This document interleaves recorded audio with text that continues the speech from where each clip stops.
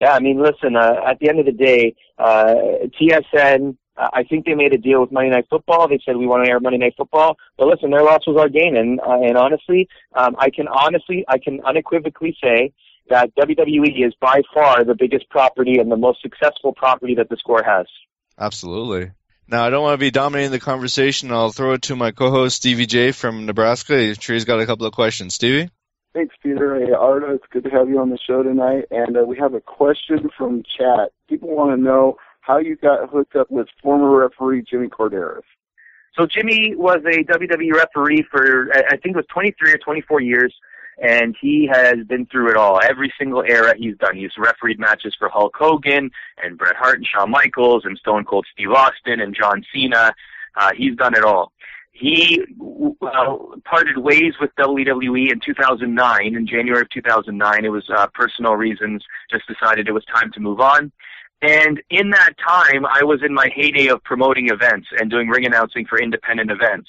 So wrestling's in his blood. Once wrestling's in your blood, it never leaves. You guys can relate as you know, people who do professional wrestling podcasts and also are fans, right? So he's a fan at heart, so he heard that there was an independent show happening in Toronto, and he decided to show up. And I saw him there, and we just hit it off instantly. Like, we just became great friends very quickly. And how he ended up on the show was we also used to do a podcast, a Right After Wrestling podcast, and my co-host at the time was a guy by the name of Corey Erdman, who now works at the Fight Network. He's a brilliant boxing mind, very, very, very good with boxing. And he was my co-host on wrestling, very good with wrestling as well, for a long time. But he was asked by our boss at the time to produce the morning show. And the thing is our podcast came on at 11:50, it ended at 1 a.m. And then he'd have to get up 3 hours later to come back to work. So it just didn't work. So he had to leave the show. So that left a void for a co-host. So when I saw Jimmy at this independent event, I said, hey, why don't you come on? Because at the time, the whole guest host thing was happening every week. So I said, we'll steal that gimmick, and why don't you be my guest host on my show one week? So he came in, and 1 week became 2, became 3 years, and we're still partnered together on TV and on radio.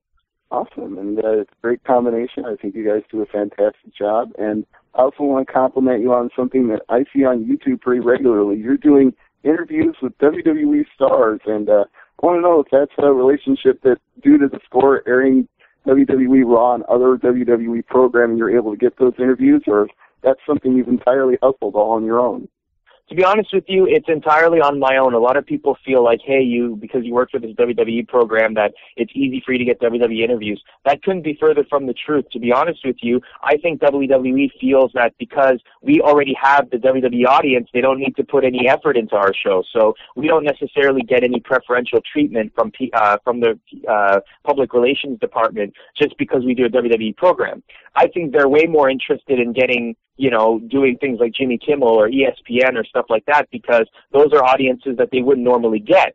So I work very, very hard to try and get as many interviews as possible, because I know that our audience likes them a lot. But it is a grind. I would say that is one of the toughest parts of my job, is to try and coordinate with WWE PR, who gets millions of requests, and, they're very, very strict about who we can interview and things like that. It's a very, very, very tough process. It's funny, it's easier to get UFC fighters than it is to get WWE superstars. And I always laugh about that, but that's the reality of the situation. I mean, they work very hard. The PR department works very hard.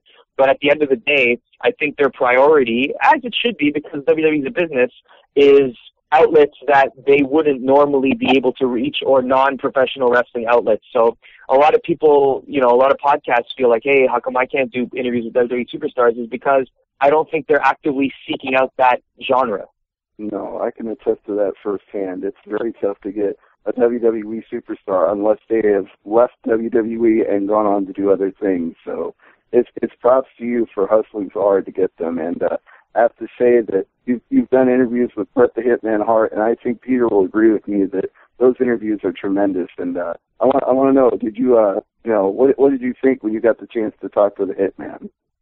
He's a legend, obviously. I mean, Canada loves the Hitman, and he's terrific, and he's a great hero to many Canadians. And what I like about the interviews with Bret is that he's very open and honest, and he's just such a great storyteller. So it's really easy to listen to him for a very long time. It's very easy not to interrupt him because he's telling such a great story every time he answers a question. And I've interviewed him many times, and I often joke that every time he's in Toronto, he always has to make a stop to see me, and I always joke that like he's going to get sick of me eventually because I always bother him for interviews, but he's always so gracious, he's always so accommodating, and I couldn't be happier to have interviewed him so many times and have built a rapport.